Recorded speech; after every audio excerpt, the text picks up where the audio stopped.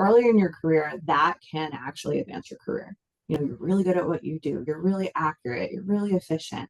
And that can get you promoted. It can get you more responsibility. It can get you more, a higher title. It might get you to move to a manager.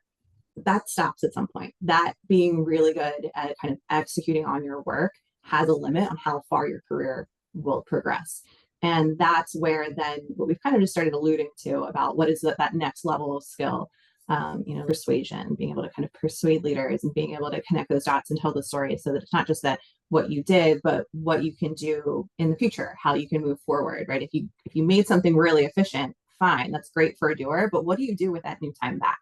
Right? What is next and what's the future and what value can you add with the improvements that you've made in the execution piece? Everybody can have a game plan. You can go online, see how do I get promoted, how do I negotiate raises, things like that.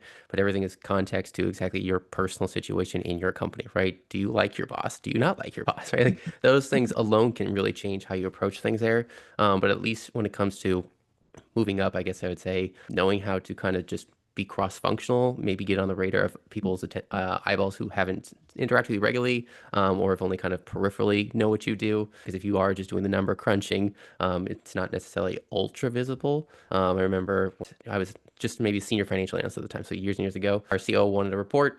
I emailed it to him.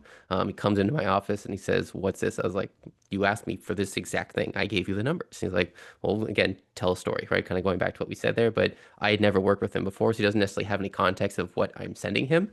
He really just wanted to know, okay, this is what I want to see. This is where we're going.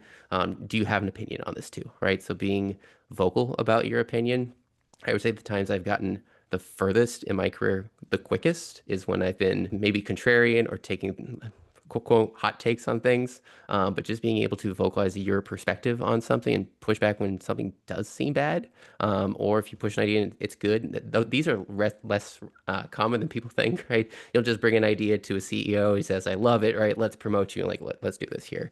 It's usually you push back against something, you prove why it doesn't work, why kind of an alternative method might be a little bit better there, because business, at least my experience, has really been about reducing risk across the board, right? You don't want companies too rich, so you don't want to overpay people because you'll lose them if you overpay as well. If you underpay, it's all about kind of just mitigating risk across the board.